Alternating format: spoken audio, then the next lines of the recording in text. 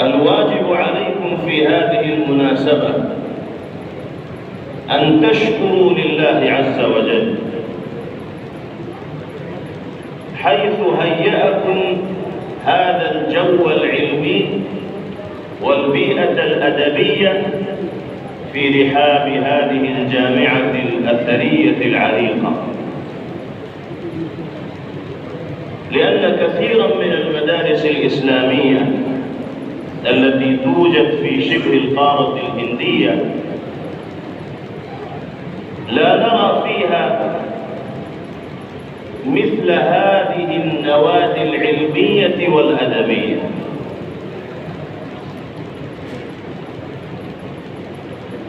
ولا يتوفر فيها الإمكانيات للطلبة للتمرن على اللغة العربية كتابة وخطابة. والله تبارك وتعالى أتاح لكم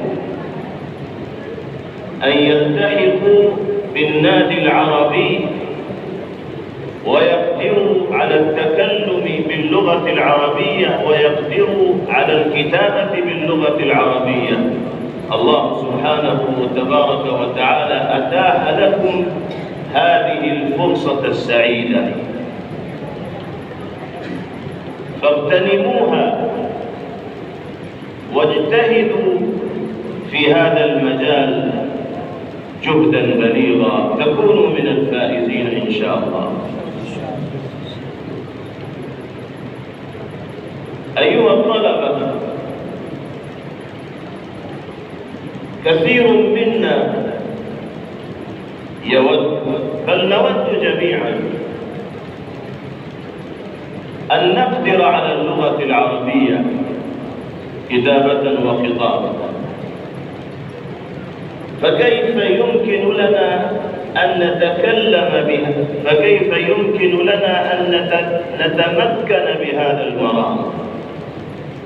نود جميعا أن نقدر على اللغة العربية كتابة وخطابة، فكيف يمكن لنا أن نتمكن بها؟